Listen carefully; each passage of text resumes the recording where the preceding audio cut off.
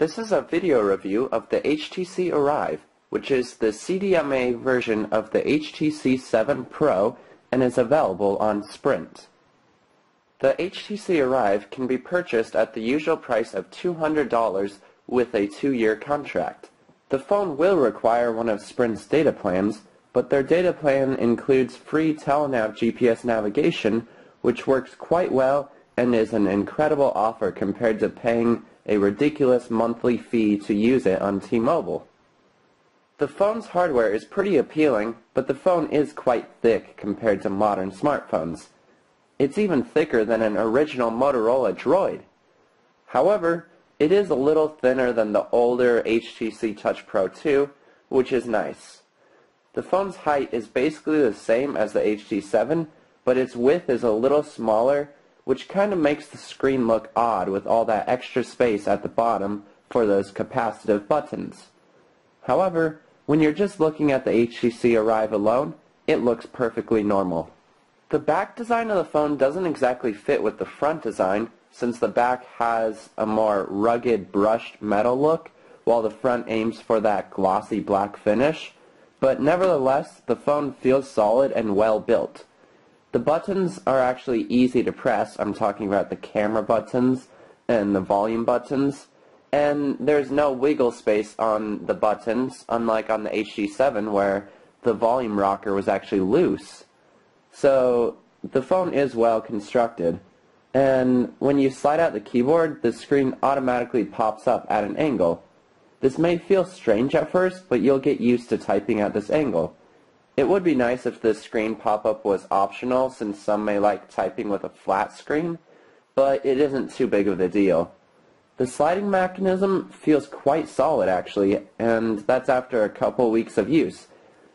You'll get used to sliding the keyboard out, and it does have kind of a spring-loaded feel to it once you get it halfway out, and it doesn't really take much effort to slide it out.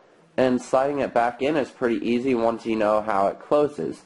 At first it might feel a little weird, but it's pretty easy to close. The keyboard is actually pretty nice and works well in Windows Phone 7, but there are some instances where it becomes a nuisance, like when you're browsing the web and want to switch tabs.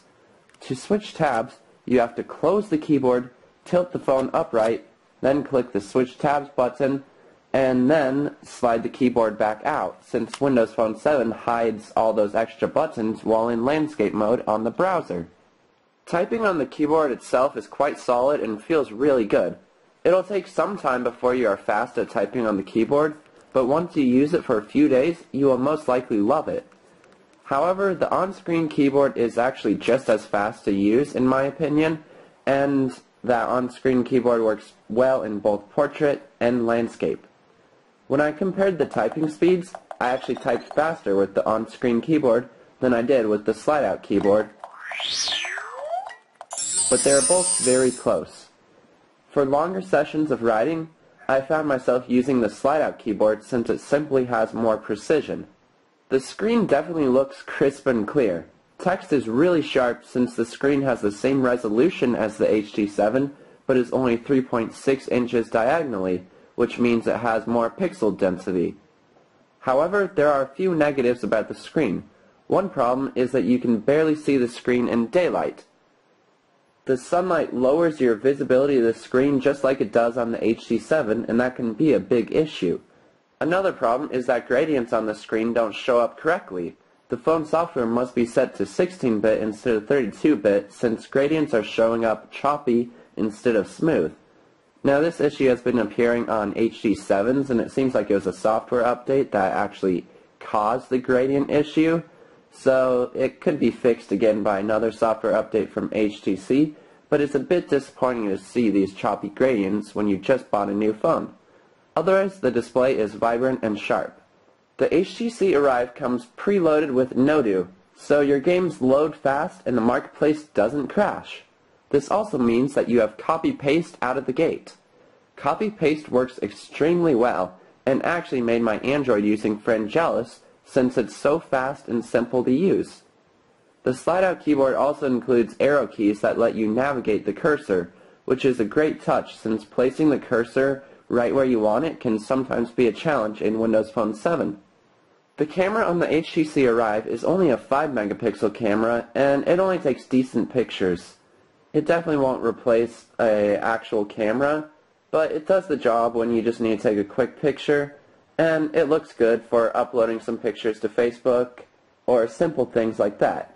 It still, however, suffers from the usual HTC camera problems, which is that it can't record a video at a decent frame rate when you're in an area with lower lighting than usual. So unless you're outside or in a daylight lit room, the frame rate will be ridiculously reduced. So if you're filming something inside at nighttime, even with lights on, it usually has a big impact on that frame rate. Also, you have to hold the phone perfectly steady when taking a picture, or else it'll come out severely motion blurred. It's a lot easier to hold it steady when taking a picture because the button's a lot easier to press than the HD7 is, but it's still pretty annoying that it doesn't have any image stabilization help. The flash on the phone is pretty bright, but not as bright as the HD7's dual LED flash. However, it gets the job done and does act as a decent flashlight. The internet speeds on the phone felt pretty fast and were extremely reliable. Unlike T-Mobile, where the data seems to randomly stop working for me, Sprint's data constantly worked every time I took the phone out. I won't go into any speed comparisons because it's a known fact that data speeds will vary depending on which city you live in, but I can say that I never felt a need to turn on Wi-Fi since the data was plenty fast and always reliable. Calls sound pretty good on the HTC Arrive, and the earpiece is set at a higher volume than the HD7, which is excellent since the HD7 was pretty quiet to hear. The speakerphone also works really well on the HTC Arrive. Press 2. To change your personal options, press 3. When we tested the call quality, both the HD7 and Arrive sounded basically identical, and they both sounded like pretty good cell phones. There is no distortion in the sound or nothing noticeably bad, but when we turned on the speakerphones, the HTC Arrive actually sounded better, and it was less obvious. Our callers didn't notice that we were really talking on a speakerphone. So the speakerphone is pretty good, and we could hear them perfectly from our end on the HTC Arrive. The phone also doesn't have any major signal degradation, so you can hold it just about any way and usually pick up a signal just fine. The speakers for the music are also a lot louder compared to the HD7. They actually play at a reasonable volume like any smartphone should.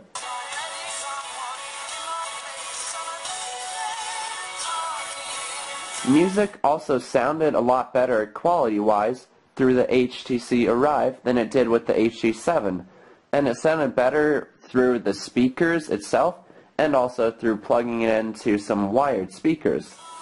So the sound quality was noticeably better on the HTC Arrive. Battery life was also better on the Arrive compared to the HD7, and you should be able to last the whole day without charging it until the next night, and that's with moderate to heavy use.